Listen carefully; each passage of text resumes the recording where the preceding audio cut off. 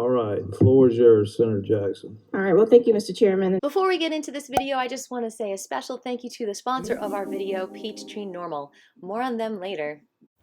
And first, I want to begin, even in his absence, to acknowledge Senator Harper for the work that he did with me on this bill.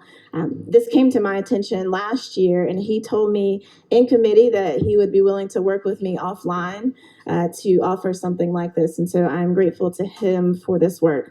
I am very grateful that Senator Harper is a co-sponsor on this current bill. However, I personally was frustrated with how Senator Harper responded to her during the 3/11/2021 meeting, but let's watch it together and see how that went down. I would like to propose an amendment that would bring us into the same place with the federal laws as it relates to striking the misdemeanor portion of this law. So I would like to propose that no license on line 111.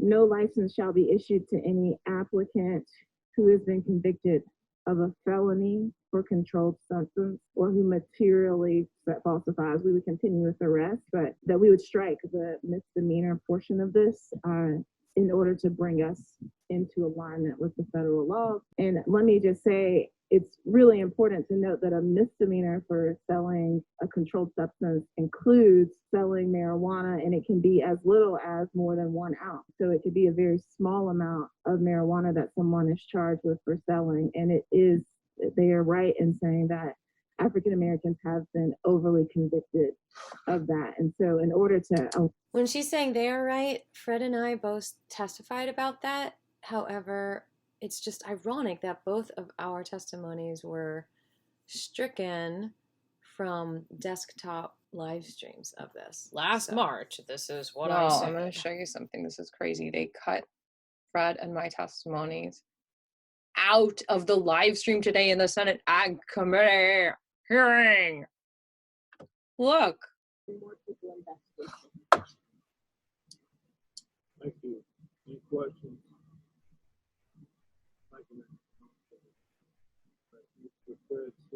He introduces Fred.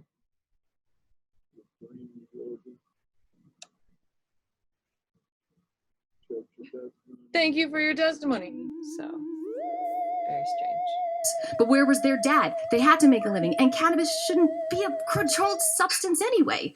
So you understand what I'm saying? Does that make any sense? So now you're basically punishing and restricting someone further who has been already unfairly punished. And so I really want you to think about that, and I pray for your compassion on that issue, because I think it's unnecessary, and I think it's just not good for the world. So please remove the misdemeanor restriction on page 5, line 111. Marijuana that someone is charged with for selling, and they are right in saying that African Americans have been overly convicted of that. And so in order to allow access to more people, particularly African Americans and other people of color and people who have been incarcerated, I would like for us to make that amendment. All right, Senator Jackson, is your amendment basically on line 112, strike the word misdemeanor and replace it with the word felony? Yes, and then it would be redundant. We'd have to correct the language, but yes, it would be has been convicted of a felony involving the sale or trafficking in a controlled substance, and then you would strike or felony, and then or who material, and we would continue with that. So Senator Jackson proposes an amendment. Do we have a second? Second by Senator Ramon. Legislative counsel here, but it's my understanding that when you apply for a liquor license in the state of Georgia, similar scrutiny is applied when looking into your criminal background check. If you have been convicted of a felony or misdemeanor in this state, except for traffic violations, you will not be allowed that license. And I think there's a public policy concern there in the state, and I'm afraid that this amendment may circumvent that public policy. What does alcohol have to do with this, Senator Hatchett? Guys, just stop it. Yes, ma'am. So I think it's really important for us to note that if we continue to prohibit people with misdemeanors from being able to get licenses, And we are essentially punishing them for a lifetime for a misdemeanor crime. And where I come from, when you serve your time and you've completed it and you're off paper, then you should be free to continue with your life, particularly given that we're just like, I haven't tried to fix the felony piece. This is just a misdemeanor. That was good. Chairman Harper, you have a question? No, Or I comment? just have a comment since we're in discussion, Mr. Chairman, on the amendment, and I appreciate Senator Jackson and I appreciate her concern and understand, I think, the purpose and why you brought the amendment. That said, I also agree with Senator Hatchett and the statement that he made, but just to further give background on this, because there are a lot of members of this committee who were not here when we first discussed the hemp bill, and who were not here when we first started this process, which has come a long ways. I will say that in the last couple of years, we have come significantly further and further.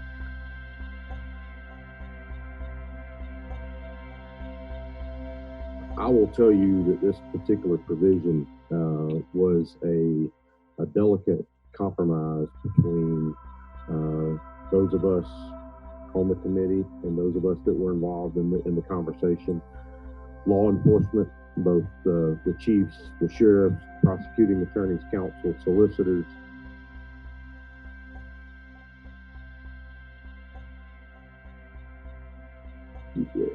I think Paul would agree and shake his head to say that we spent hours in a room going around and around on how best to address this for our state. Oh my, what a waste of time. Just free the plants. And at the same time, ensure that that is still illegal. Still evenable? Is still illegal. Still eatable? Is still illegal. Still amenable? Is still illegal. What are you saying? And what's this body language about? That our law enforcement and our prosecutorial community still have the tools and the resources necessary to address that. And that's the reason there are a lot of the provisions that we have under Georgia law that we have. It was what I would consider a very delicate balance between all of the parties involved. I will tell you, just for further clarification, and I understand where you're going, that this is specific only to controlled substances. So it's specific only to those who have had a history of involvement with drugs. I smell poop. Marijuana. That. She said that already. Tyler, that is what we're saying, is they shouldn't be punished for that. Will be included in that particular definition. That is correct. And obviously there's concern that in that provision and for those individuals who have had that history, and that was the purpose of that particular provision. I would object to the amendment. I would not support it. I appreciate it and I understand. Oh, he appreciates it and understands it. Yeah, right. Well, you need to overstand it. All right, we have a motion and a second. 3 senators voted for her amendment All those and in 5 voted favor against of, it, which is why Senator here we are in Jackson's amendment, 2022 with Please her raise your hand. bill, SB481. Those So opposed, let's see how it like went sign. in the committee. February 17th. 5-3. The amendment fails. What this bill does very simply is it brings us into the same line with the federal guidelines as it relates to who can get a license to grow hemp. Currently, our law says that if you have a misdemeanor for the possession or if you have a misdemeanor involving the sale or distribution of a controlled substance, then you can't get a license. And if you have a felony of any kind, you cannot get a license to grow hemp. That's our current law. So what this would do, if you all would see so fit to pass this would strike any mention of misdemeanor, which brings us in compliance with the federal laws. And it would say, if you have a felony that has something to do with controlled substances, right? So if you have a drug-related felony, we're going to make you wait 10 years post-conviction before you are eligible to then apply to get a hemp license to grow hemp. So that's all it does. In your folders, you'll see where Catherine has so graciously from Senate Research has pulled together and given us a copy of what the federal statutes are. I'll note that these statutes were created during the Trump administration. Oh my God, that's my daddy. My daddy Trump. She's talking about Daddy Trump. That's right. You think he's your daddy. And during Sonny Perdue's administration. And so ostensibly your friends helped to create these laws that simply say, listen, if you've had a drug conviction, then we're going to give you a 10-year waiting period and make sure you don't get in trouble again. You know, if you get arrested again, then you have to wait 10 more years, right? And so this really, I think, helps make it so that we can open up the hemp industry, make sure that, you know, if it's a college kid who got caught with a misdemeanor a long time ago, that they're not banned forever from being able to farm hemp here in Georgia. I'll yield for questions. Thank you, Senator. Any questions? All right. I like this. I'm just curious, is this been a problem? I mean, with felonies and misdemeanors? I'm just curious about applying for the license. Yeah, I'm not sure. We don't have really good records necessarily of people who just looked at the law and said, I'm not going to apply, right? And so we don't really necessarily know. But we do have some really good statistics around how many people in Georgia have misdemeanor convictions for drugs. And those numbers are actually quite high. So it could certainly be a problem in the future if it hasn't already been a problem, if we don't get rid of this prohibition for drug misdemeanors. Thank you, Chairman. All right. Senator, is there a misdemeanor, is it a misdemeanor charge for distribution and sale, or is that a felony? That's already a felony. Exactly. So the bill is already written kind I of think poorly. my understanding is that distribution or sale of a controlled substance is a felony. Is that correct? That is correct. So your bill then, if I have a felony conviction, can I receive a hemp growing license? What's the conviction for, sir? For the sale and distribution of a controlled substance. After 10 years post-conviction. Post-conviction. 10 years 10 later. years, okay? You could apply. You could apply. Mm-hmm. All right, let's go to misdemeanor. Misdemeanor would be less than a certain quantity, and it would not involve distribution or sale. Is that correct? That's correct. Okay, so if I have a misdemeanor under current law, what would be my restriction for growing hemp? You would have no restriction for growing hemp. Under current law. Well, so because under current law, it says a misdemeanor for the distribution and sale, that's not a misdemeanor. That's right.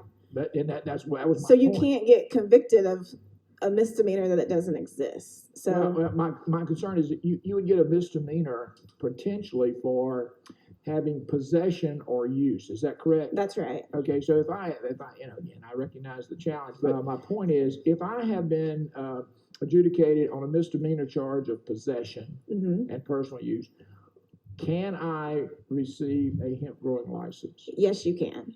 without a wait? That's correct. You can do. That's what you're proposing. No, you can do that today. You can do that today. That's Yes, what I sir. need to know. You can do that today. That's correct. And then does your legislation change that in any way? It really, what it changes is if you had a misdemeanor for selling or trafficking, I thought we agreed that that's not a misdemeanor. I'm telling you what the current law says. Okay. The law as we have it today says that if you have a misdemeanor involving the sale or trafficking in a controlled substance, you would not be able to get a license. And we both agree, sir, that there is no such misdemeanor that exists. We agree on that. Yes, All sir. right. And so then let's assume that it's a felony conviction. Mhm. And then your proposal is that that individual could then grow hemp after a 10-year wait post felony. That's correct. Does that also suggest that that would mean a clean record, no further involvement in felony substance abuse Well, issues? So they would be able to apply, and I think the Department of Ag would certainly want to consider that, no doubt. So again, this is no guarantee that you're going to get the license. This simply opens the pathway for you to be able to apply. One more question, Mr. Chairman. How have other states addressed this issue? Well, other states often turn to the federal guidelines, and the federal guidelines are what I'm trying to have us introduce. So there are states that are silent on it, and therefore the federal guidelines are what stand. I'm not sure you answered the question. What other states have done what you have recommended?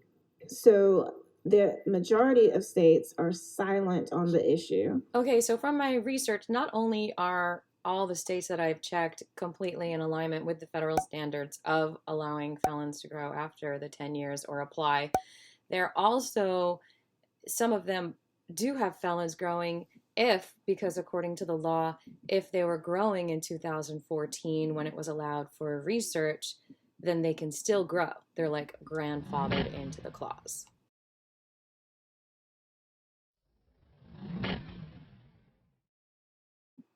But in Alaska, it's just 5 years waiting time for felons. And that's for any cannabis business, even as you call it marijuana.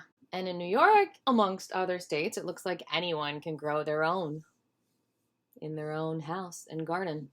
Okay, so they're silent on the issue, and those And that they have do- acted on the issue are. And they defer to the Federal Hemp Act, which says that you have to wait 10 years post felony conviction. So that would So be their. no other state has taken independent action? I don't know the answer to that. I can't, I do not know that part. So, excuse me, thank you, Mr. Chairman. Are there any other questions? Does anyone else get the feeling that Senator Burns is acting like a total lawyer and being really petty in this conversation? I tried to talk to him afterwards to find out what is going on in his head about this. I haven't yet. Senator, just for maybe a little clarification to the line of questioning from Chairman Burns on Senate research has a point, and I'll let Catherine speak to that. It may be worth considering. There was a significant amount of conversation when there was legislation passed a couple of years ago as to the misdemeanor. It was recognized that in the state of Georgia, that there are no misdemeanors for trafficking, that it's only felonies. But the anticipation was that there may be trafficking in other states that was considered a misdemeanor. So the misdemeanor language isn't specific to crimes in Georgia.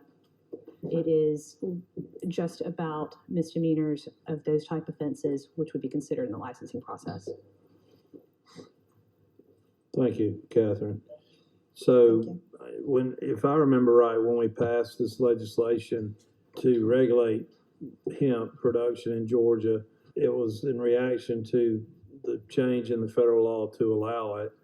And basically it was, if we did not want to regulate it at the state level, we could have actually just done nothing. I also want to just start off by saying the USDA federal plan is better than the Georgia plan, and it might behoove us to actually just say, let's just throw out this Georgia program and go with the USDA federal program. And the legislature and the federal government would have prevailed on how it was regulated. So I think what the senator is trying to do is sort of in keeping with that thought process, in my opinion, that we are kind of trying to mirror federal legislation. That's sort of how I see it, but that's my opinion anyway. I've got a question from Senator Summers. Mr. Chairman, I just don't say that, I think everybody gets a second chance, and I can make a motion to pass this out. Okay. There is somebody signed up to speak.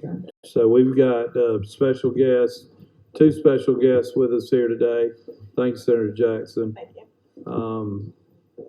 The Scribbles and Scribbles' friend Aviva are here. So you come forward, please.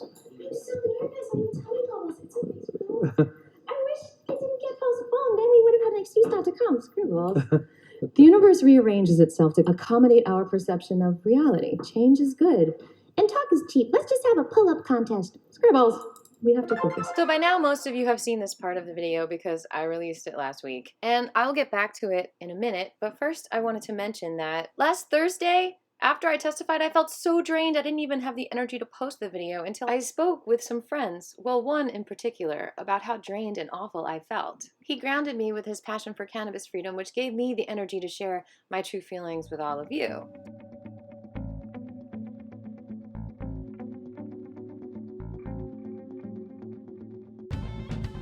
I was honestly so surprised then to get buckets of love that filled me right back up, and I can't thank you enough for that. By Tuesday, 2:49 p.m., while I'm in the middle of editing this, which is when I screen captured it, this post already had 162 likes and 12 shares. That's pretty good for a post that was probably shadow banned. Lots of comments as well, and I just want to say I see you, I appreciate you, and you have helped me so much to have the energy to edit this video and more. You rock. Thank you. I need you. I'm sharing some of that in this video because those legislators that do watch this video can then see it's not just me testifying, it's all of you too. I am not alone at all. And speaking of not being alone, before I share all of the comments from more folks who also deserve to be seen and heard and recognized for their belief in freeing cannabis, I'd like to thank the sponsor of our video once again, Peachtree NORML. The mission of Peachtree NORML is to move public opinion sufficiently to achieve the repeal of cannabis prohibition so that the responsible use of cannabis by adults is no longer subject to penalty. The Peachtree NORML Foundation was established in 2015 as a charitable organization with goals to better educate the public about all the aspects of cannabis, physical, scientific, legal, and legislative, and to assist victims of the criminal justice system. The Peachtree NORML Foundation met the requirements under the IRS Code 501c3 as a qualified tax-exempt organization, and donations to the foundation are tax-deductible. Headquartered in Dahlonega, Georgia, the Peachtree NORML Foundation is headed by former law enforcement Ryan Ralston, the executive director, and staffed by volunteers from around the state and nation. The Peachtree NORML Foundation sponsors advertising of public education campaigns designed to inform the public about the costs of cannabis prohibition on society. Your support of this organization, financially and otherwise, is very much appreciated. Please follow their social media, their Facebook page listed here and linked below, their website, www.peachtreenormal.org, and join them for their next meeting, Tuesday, March 1st, 7 p.m. on Zoom. The link will be posted on their Facebook page under the Events tab. See you there. Now let's take a moment to bask in all of your love. L-O-L-O-V-E, L-O-L-O-V-E me, L-O-L-O-V-E, L-O-L-elate me. It's all about love, it's all about living, it's all about connecting, it's all about giving, and more than just sharing, it's being met with caring. It's all about love everywhere, and especially in L-O-L-O-V-E, L-O-L-O-V me, L-O-L-O-V-E, L-O-L-elate me, L-O-L-O-V-E, L-O-L-elate me. And now back to the rest of the meeting. Oh my God. Hi, everybody. How are you today? Chairman Walker, Senator Jackson, all of you in the Ag Committee, everyone watching at home, thank you so much. It's good to see everyone. Thank you for allowing us to share our thoughts today. We do support giving everyone a chance, everyone and anyone a chance to grow hemp, no matter what.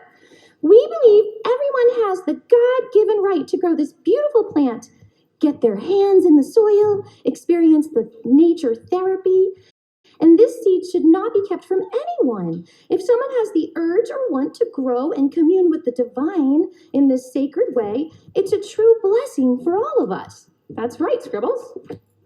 Plus, we need as many hemp farmers to grow as possible to fund the hemp farming program so we can lower that ridiculously high processing fee. He's got a point there. Look, I know you are negotiating with the GBI and there's federal standards, but I'm going to put in 2 more of my cents to allow all felons to grow without having to wait 10 years. Their time has been served, their slave labor has been used, our tax money paid for all of that. And it's a punishment to all of us to exclude them or anyone from farming this crucial plant. A plant that some say has been evolving for over 35 million years, which is being messed up by the 0.3% limit. That's right, Scribbles. Besides, I think federally they might be fixing that though to 1%. Yeah. But speaking of numbers, I am curious what the 10 years is about. I heard you say that just to make sure they don't get another felon, but I think it's definitely an interesting amount of time. Yeah, don't you think? Yeah, I think maybe 10 months or something. In 10 years, we might all be flooded out. That's true. Maybe we should go build an ark instead of testifying. Look, I know some of you might be prosecuting attorneys, but here I just ask you to just think about the people and let's even the playing field. Let's not only allow murderers and rapists and thieves and cocaine dealers to grow hemp, let's require it.